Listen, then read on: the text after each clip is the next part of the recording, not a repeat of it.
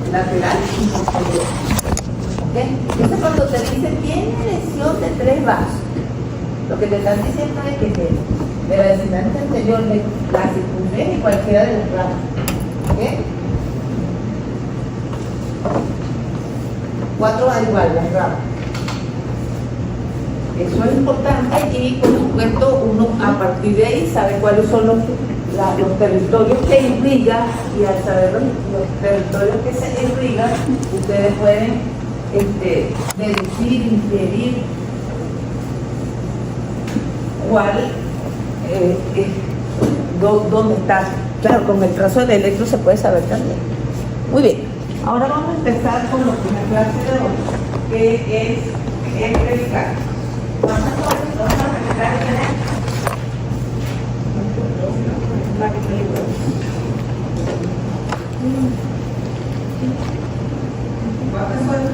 revisar dos. Un pericardio visceral y un pericardio parietal. Ya dijimos ayer que sobre el área del infarto íbamos a ver una expresión o una reacción de ese pericardio que está sobre la superficie del pericardio visceral. Entre ese espacio, entre las dos hojas pericardio, normalmente hay líquido que tiene como única función disminuir la fricción. ¿Como cuánto creen ustedes es ese? ¿Cuánta cantidad de líquido es eso? ¿Hasta cuánto? Y a partir de ahí, ¿de cuánto yo digo que tiene un derrame pericardio?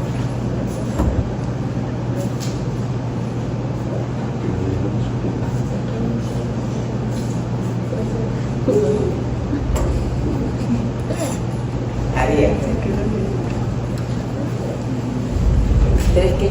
¿Litros? ¿20 litros? No. Único más. Pero nos vamos a buscar lo que es y se lo regalamos al grupo.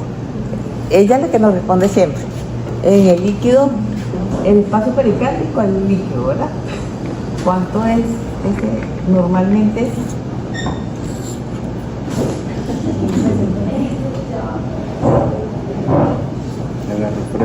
Agarré pruebas. Bueno, pues esa es la tarea, esa es la vida. Bueno, lo importante es que a partir de ese número mágico que lo vamos a buscar, ya nosotros empezamos a hablar de un derrame pericardio. Ese es un espacio que está herméticamente cerrado. ¿Okay? Pero ahí se puede acumular líquido, se puede acumular sangre, se puede acumular aire. Cuando hay traumatismo cerrado de tórax, pues entonces, ¿cómo llega el aire? Y bueno, el paciente tuvo un traumatismo del tórax y bueno, y entró aire ahí. Y se va a llamar neumopericardio. Si tiene sangre, se llama hemopericardio, ¿verdad?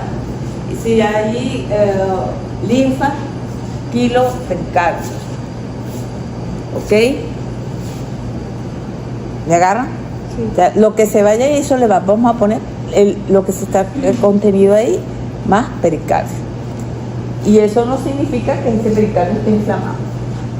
De hecho, en los pacientes con insuficiencia cardíaca podemos ver colección de líquido ahí, que es un derrame pericardio. ¿Okay? ¿Qué vamos a hacer con este paciente que tiene un líquido ahí?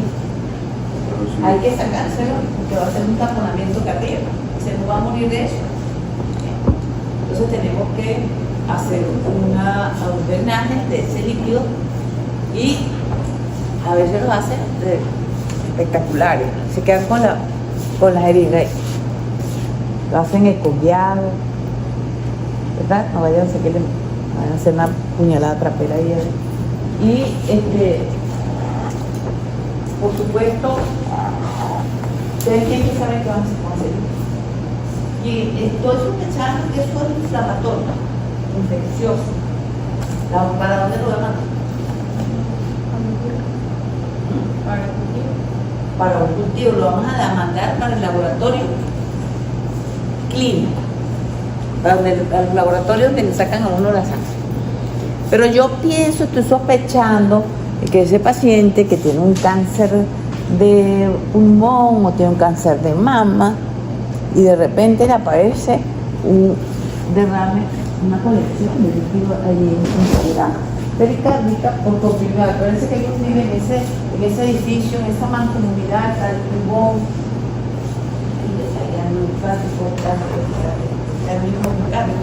entonces, ¿para dónde voy a mandar eso? Si yo quiero saber si es estructural, lo vamos a mandar al patólogo y le vamos a hacer un citológico. El otro se llama citoquímico, y en el citoquímico, cuando yo quiero saber si es inflamatorio, ¿qué número mágico me va a reportar para diferenciar si eso es un exudado o un trasudado? Porque si el paciente tiene una insuficiencia cardíaca y tiene líquido ahí, eso es un trasudado. ¿Qué número mágico debe ser ese? 10-12. Muy bien. Y si me reporta 10-20, ya yo sé que eso es un exudado, y eso debe tener más proteína, debe tener algunos elementos sobre la sangre. Fíjense que esa información se la va a dar ¿quién? El laboratorio clínico. ¿Qué voy a hacer yo con el líquido que voy a mandar para patología? Como el patólogo lo que va a ver son células, yo debo colocarle unas gotitas de nuestro fijador universal. Ya el doctor les dijo en la clase de método que también los líquidos deben ponerse fijador, ¿verdad? ¿Cuál es ese fijador universal? Entonces, no tienen que echar el frasco de formol completo, unas gotitas de formol, y lo llevan al servicio de patología con mucha información, porque a veces nos mandan nada más líquido pericárdico, el nombre del paciente y le dan. Algunas veces me provoca decirle líquido pericárdico es, pero como esa no es la idea, entonces llamo al residente y le digo, ¿quieres sacarte el líquido pericárdico para doler a la muela? Dime, ¿por qué se lo sacamos? Para luego leer ahorita el día. Para el derrame pericárdico también se aplican los criterios del aire de derrame pleural. Sí. Lo que pasa es que son más frecuentes que son los pleurales que los pericárdicos, pero como estamos en este contexto, si saca, ¿por qué? Porque yo tengo lo más grave es que este paciente me haga un taponamiento cardíaco y se me vaya por eso. Eso está claro. Entonces, en condiciones normales, el pericardio debe ser liso, brilloso y transparente. Si deja de ser liso, brilloso y transparente, eso debe estar complicado. Cuando se inflama, lo vamos a llamar pericardito.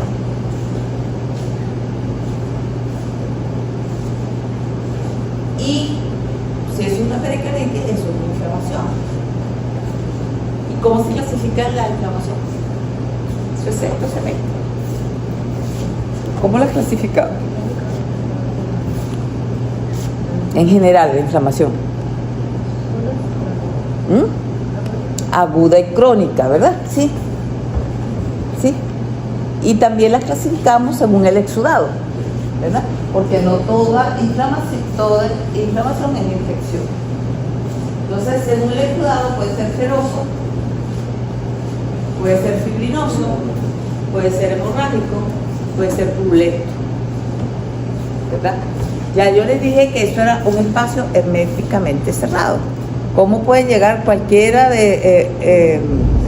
a inflamarse o a infectarse ese lugar? Puede ser que haciendo alguna manipulación yo sea el causante, una iatrogenia.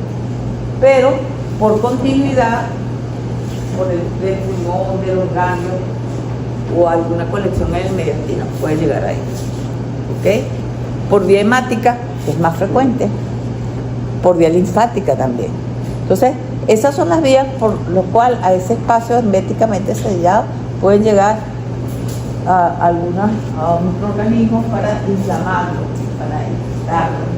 Ok.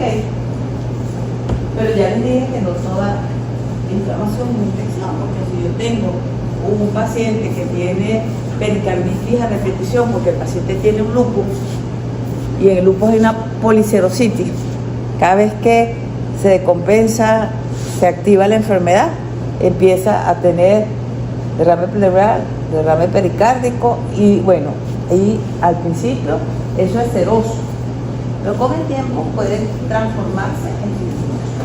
Cuando es seroso, en las virales también hay un toque del pericardio que inicialmente, o sea, ese líquido, por supuesto, puede ser acelular, tiene un tipo de proteína y en su destino final se va a reabsorber, no deja nada, solamente sobre la superficie vamos a ver como una mallita sobre la superficie que dejó ya de ser liso, brilloso y transparente. Los más frecuentes son los fibrinosos. ¿Y donde vemos los fibrinosos? Los podemos ver inflamatorios, no infecciosos, los podemos ver en los pacientes urémicos con insuficiencia renal crónica. Lo podemos ver también en pacientes con policiositis a repetición. ¿Ok? Algunas veces el principio de uno que va a ser purulento empieza a ser fibrinoso. Eso es la primera etapa. Entonces, que es importante, aquí tenemos una superficie de una pericarditis serosa, donde vimos que deja de ser liso, deja de ser brilloso y la superficie se recubre por esta malla muy fina, que eso es lo que queda después de la reabsorción de ese exudado de tipo seroso. ¿Qué pasa con el fibrinoso? Tiene tendencia, ¿verdad? Es opaco, es irregular en la superficie, por lo general se organiza, o sea, se transforma en tejido conectivo. Y ya vamos a ver qué va a pasar cuando eso se organiza, si es a repetición. Que una de las características que quedaron como secuelas de los pacientes en los cuales de grupo y que tenían todos los pericardios en la fase inicial, era una pancreatitis, pero todos decían que tiene el pericardio brilloso, grueso, y les quedó así. ¿Ok? Entonces, eso es un ejemplo de una reacción del pericardio producido por un virus. Aquí vemos cómo cuando ese pericardio, esa pericarditis fibrinosa que se organiza en esa, vean que la superficie es irregular. Si lo vemos fresco, tiene la superficie es como una piedra pómez, ¿verdad? Es rugosa, la textura, entonces deja de ser brilloso, se vuelve grueso y la superficie es irregular, porosa. ¿Ok? Dice que en la serosa dijimos que era como una malla y esta es una superficie porosa. Y por lo general compromete la otra cara o la otra obra de pericardio. Aquí tenemos uno hemorrágico y la conexión en el espacio pericárdico. En dos etapas podemos verlo así: uno de origen inflamatorio, que lo podemos ver en pacientes con tuberculosis, y uno de origen tumoral, que lo podemos ver en pacientes que tienen metástasis a nivel del pericardio.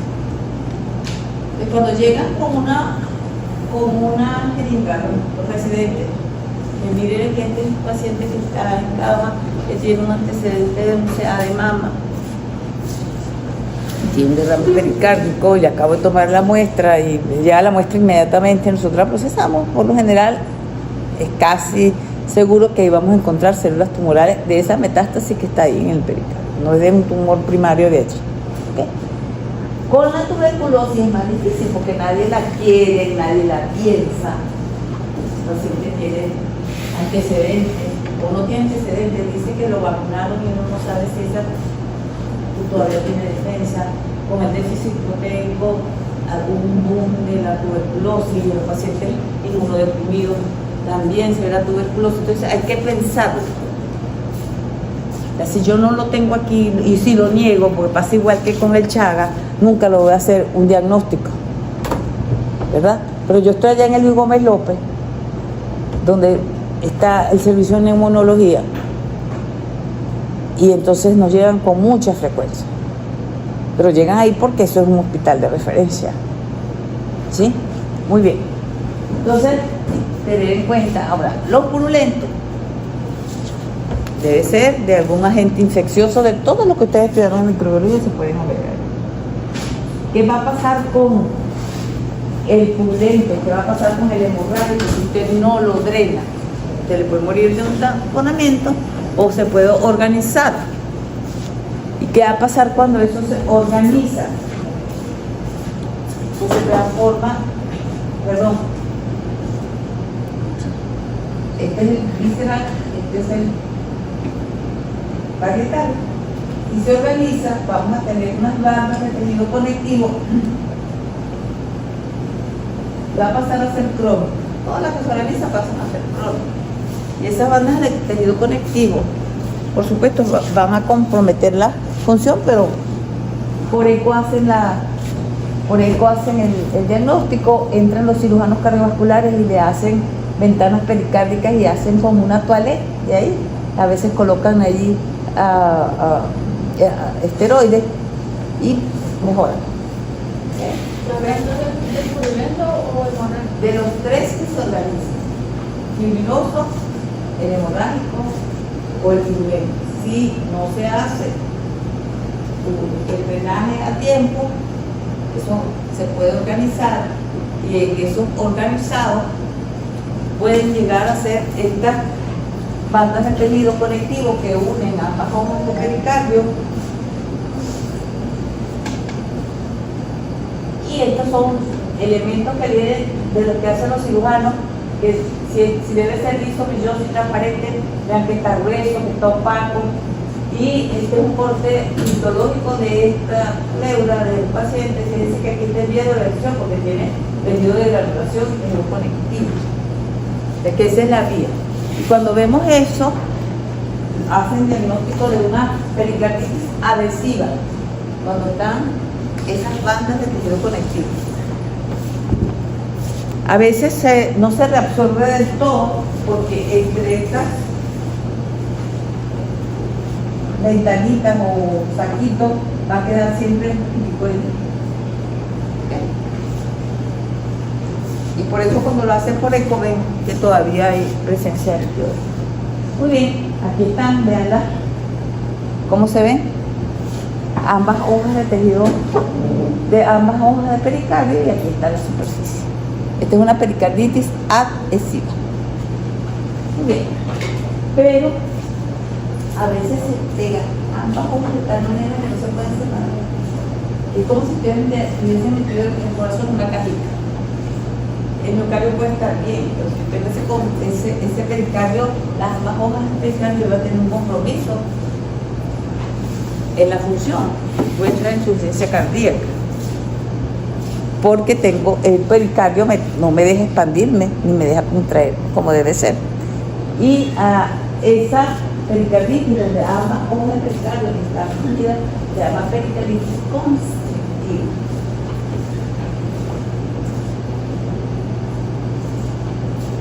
Esta es otra etapa de la pericarditis crónica, puede ser adhesiva o puede ser constrictiva. Entonces, tenemos que estar muy atentos. Nosotros podemos hacer el diagnóstico clínico, cómo será cuando yo oculto a la ocultación en este paciente los ruidos cardíacos, si yo tengo un derrame.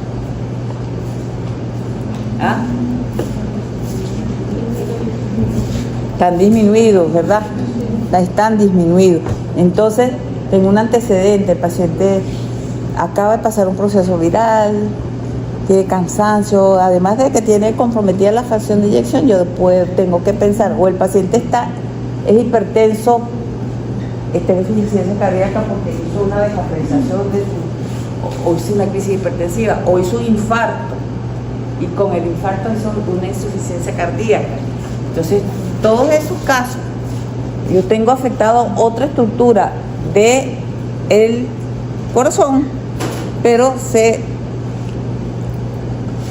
el miocardio que está lesionado, tengo insuficiencia cardíaca y puedo llegar a tener eso. Eso está claro. ¿Alguna duda, alguna pregunta? No. Muy bien. Doctora, dígame. ¿las dialimos-celosas, fibrosas, purulentas y hemorrágicas son agudas? Son agudas, porque esas son según el tipo de ciudad. ¿Okay? Y según su evolución, aunque es crónica, y en la crónica, organizada solamente cuando sobre la superficie afectada, añadimos que sobre la superficie del impacto yo pueda tener una pericarditis fibrilosa, ¿verdad? Esa superficie se puede organizar sin comprometer al pericardio parietal. Y cuando ella se organiza, se puede organizar en esta superficie o en esta superficie. Entonces, a esa le vamos a poner el nombre de una pericarditis crónica organizada. Más nada. Pero cuando ella se organiza y forma estas bandas de tejido conectivo, la vamos a poner crónica adhesiva. Y cuando va a tener unidas ambas ondas de pericardio, la voy a llamar constrictiva. ¿Sí? Entonces, yo puedo hacer un diagnóstico en una pieza de una pericarditis crónica organizada, sí. La superficie va a estar lisa, va a ser macanada, va a estar enervada. Y lo que hay es, si yo le hago un corte histológico, yo lo que va a tener ahí es tejido conectivo. Entonces, ya yo les expliqué en sexto que es una organización. ¿Sí? Es la transformación de un exudado, de un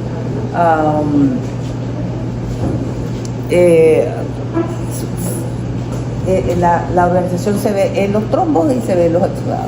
¿Okay? Muy bien. En el corazón, aunque ustedes no lo crean, pueden haber tumores. Son muy raros. Muy, muy raros. Pero los hay. A pesar de que toda la sangre circula por ahí, ustedes dirán, entonces todo el mundo va a dar metástasis. No, pasan así. Pero se ven, y vamos a ver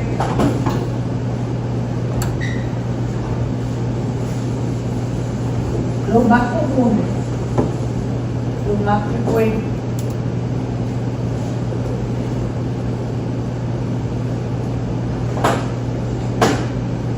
Del endocardio, sobre la superficie del endocardio van a salir unas masas, se llaman lesiones ocupantes de espacios, que el diagnóstico diferencial es un trombo organizado, porque si yo tengo un área de infarto, se puede formar un trombo ahí y eso una... Entonces, para no llamarlo a neoplasia, porque sabemos qué es, se llaman lesiones ocupantes de espacios, que están en la superficie de las paredes, porque esto es un endocardio, o en las superficies valvulares también. Bueno, es la mitad y aquí lo tenemos como en la cúspide sobre la superficie creciente. Esa neoplasia que se forma en la superficie, que está formándose, la más frecuente, la más común, es benigna, se llama myxoma.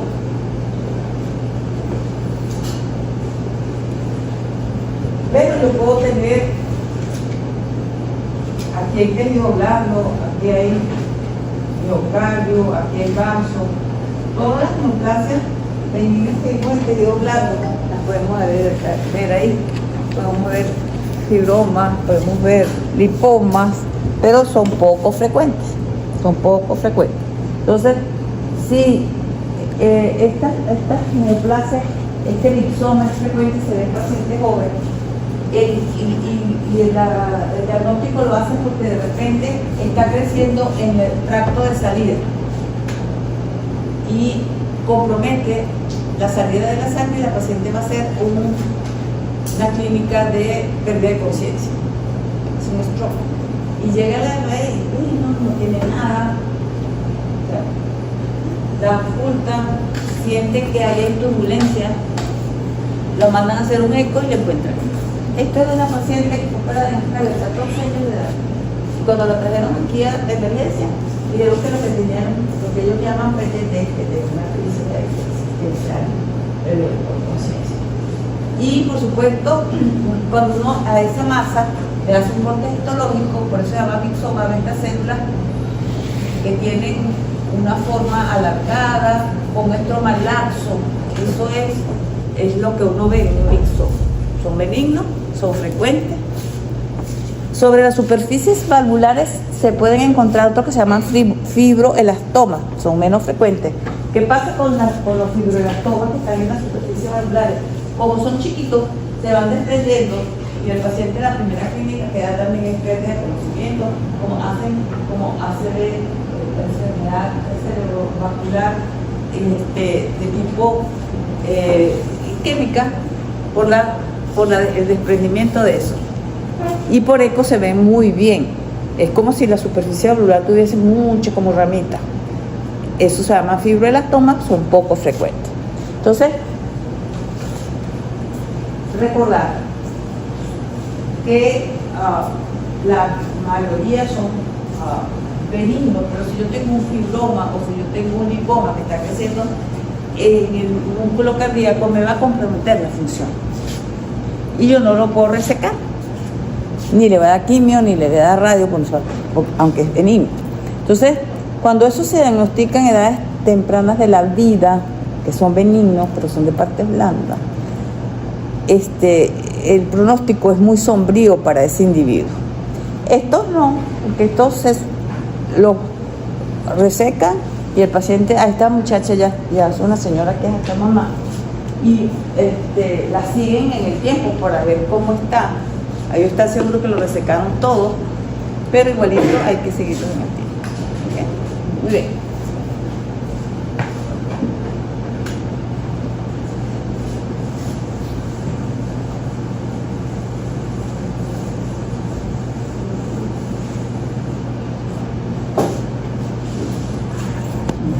Ahora vamos a hablar de insuficiencia cardíaca. Desde el primer día dijimos esto, al final va a ser una insuficiencia cardíaca, ¿sí o no? Pacientes con problemas a nivel de alteraciones o patologías a nivel de miocardio pueden hacer insuficiencia cardíaca. Del miocardio pueden hacer insuficiencia cardíaca. Del pericardio pueden hacer insuficiencia cardíaca. ¿Qué es la insuficiencia cardíaca entonces? A los que están por medicina interna, ¿qué les ha dicho el profesor que es la insuficiencia cardíaca?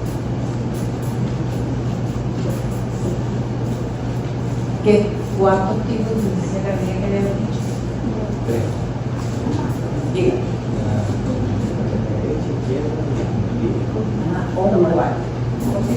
Entonces, cuando un individuo está en insuficiencia cardíaca, es que ese corazón no puede cumplir su función de bomba. ¿Por qué? Porque él tiene que trabajar, tiene que contraerse bien, pero estoy trabajando. Tengo un miocardio lesionado porque tengo un infarto, porque tengo una miocarditis, al final no puedo bombear, mi función de bomba está comprometida, ¿verdad?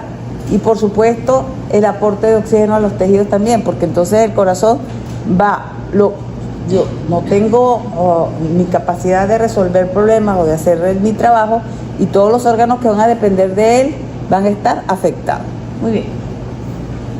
Como dijo el compañero, dijimos que puede ser izquierda. ¿Cuáles son las causas más frecuentes de izquierda? Vamos a poner la primera, que es de izquierda pura, la estenosis mitral. Y ya dijimos quién hace estenosis mitral, la endocarditis reumática.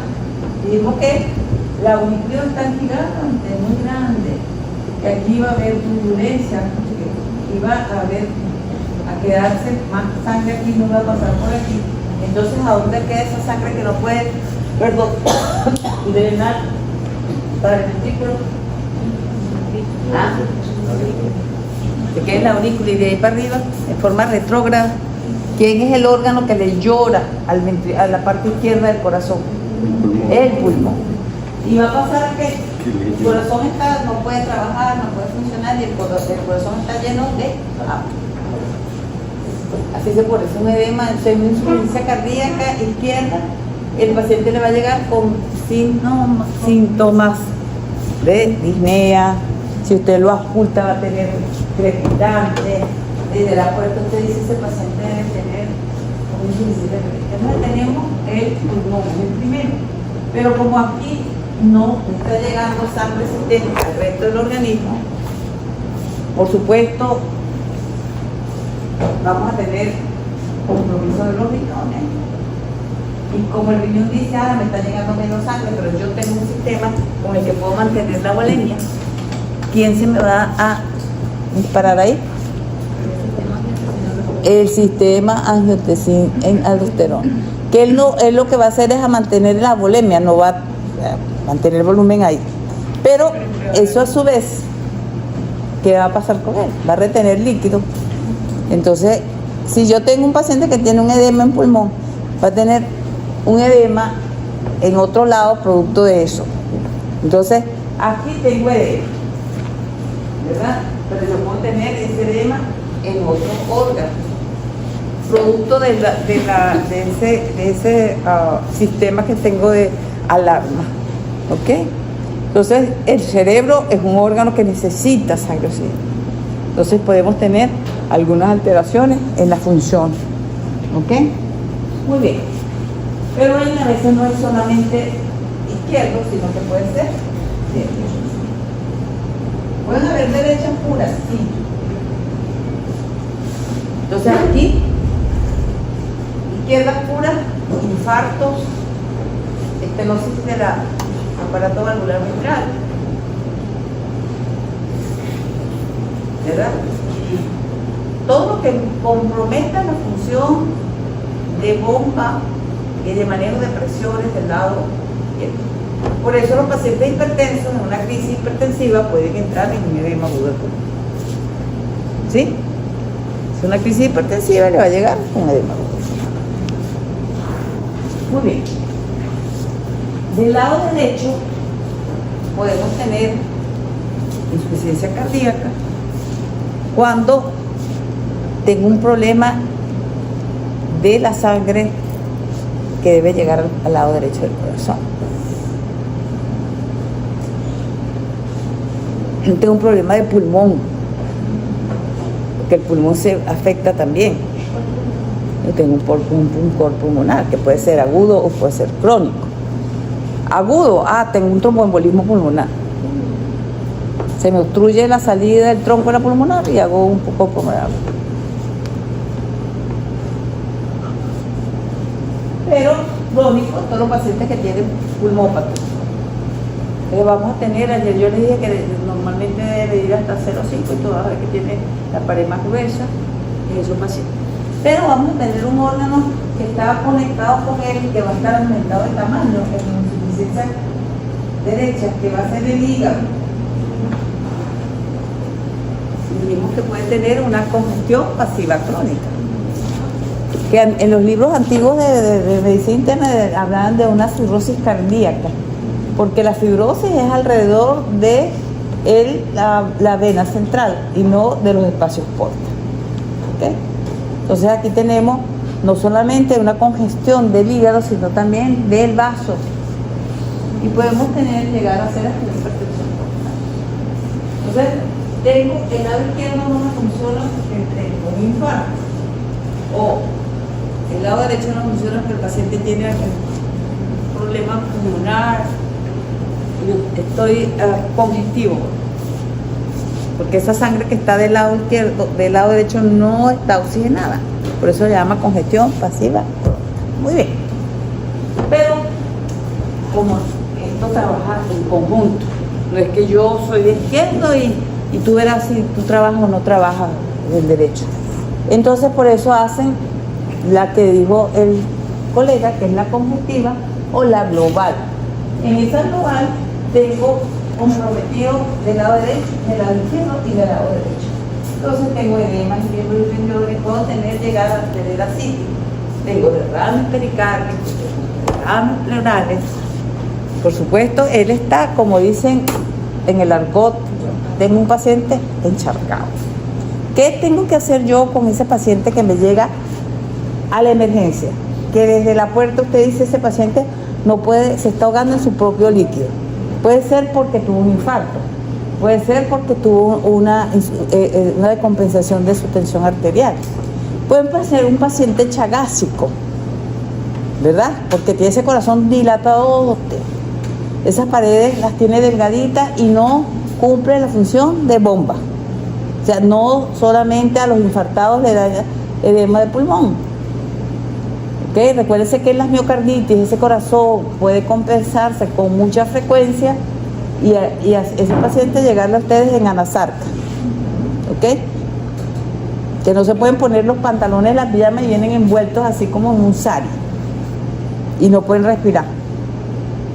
No es que la gente de los campos nuestros no hagan infarto, pero la mayor frecuencia de los pacientes que le van a llegar con insuficiencia cardíaca global, ¿verdad?, congestiva, son pacientes que son post alguna miocarditis, que no la trataron, no le pararon mucho, y los chagásicos, porque tenemos, eso lo tenemos ahí, aunque lo neguemos, lo tenemos. ¿Ok? Entonces, vamos a ver que encontramos en esos pacientes donde ese corazón no puede bombear y todo se le va quedando de un lado, del lado izquierdo se le está quedando el pulmón. En el cerebro vamos a tener este halo claro alrededor de los vasos, que es el edema. Esta es la congestión pasiva crónica que se ve a nivel del hígado, esta es la vena central, está congestivo.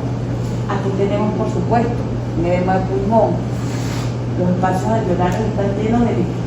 Y si es un paciente que ha tenido a repetición eventos de insuficiencia, sale de ahí, aunque a nosotros no nos mandan mucha información, cuando hacen a veces lavado, van a tomar una biopsia bronquial y hacen lavado bronquial.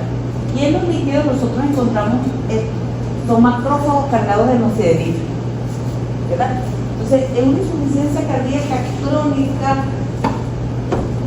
de larga data, sin que el doctor le dé información clínica, yo puedo decir, mira, ese paciente debe tener algo en el corazón, ya, así insuficiencia cardíaca de larga data, pues yo tengo aquí un chismosito, los macrófagos cargados de nocidiferina. Entonces, si yo veo y yo puedo reportar, decir, esos son marcadores de que ese paciente tiene una insuficiencia cardíaca crónica de larga data. En la aguda lo que voy a encontrar son los espacios alveolares llenos de líquido, ¿verdad? Y esto es lo que usted va a tratar cuando le llegue a la emergencia a ese paciente. Después le va a tratar lo demás. Primero sáquele el agua. Entonces, ¿qué le va a poner? ¿Qué le va a poner? Diurético. ¿Ok? Pero mucho cuidado con ese diurético, porque yo puedo hacer, en vez de hacer un bien, le puedo hacer un mal. Entonces no es así que le va a mandar diurético. Digan sus profesores, los que están pasando por medicina interna, el manejo de una crisis, de una insuficiencia cardíaca, cómo vamos a manejar los diuréticos. ¿Ok? Porque entonces en vez de hacer un bien, vamos a hacer un mal. Aquí tenemos los vasos alveolares llenos de líquido. Con eso terminamos la insuficiencia cardíaca. Recuérdense, pueden hacerme solamente izquierdo, puede hacer derecho. Lo más frecuente es que sea congestivo global, porque él no trabaja solo. Aunque quiera trabajar solo, yo digo, le dice yo manejo volúmenes, el otro le dice yo manejo presión. Y por eso les dije ayer que le pregunten a sus profesores cuál es el manejo de los líquidos de los pacientes infartados del lado derecho y del lado izquierdo. ¿Ok? Porque es diferente por la función que cumple.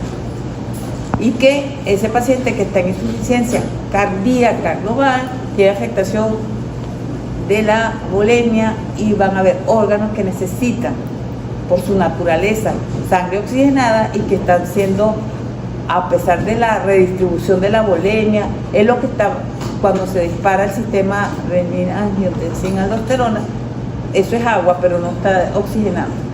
Entonces, el paciente está, cuando lo interrogo, no está coherente, entonces ya sabemos que tiene un problema de oxigenación a nivel presión. ¿Okay? Bueno, seguimos el jueves. Allá está publicado las prácticas, los días que son, por favor revisen la cartelera. Con una práctica en octavo semestre se pierde el semestre. Por favor.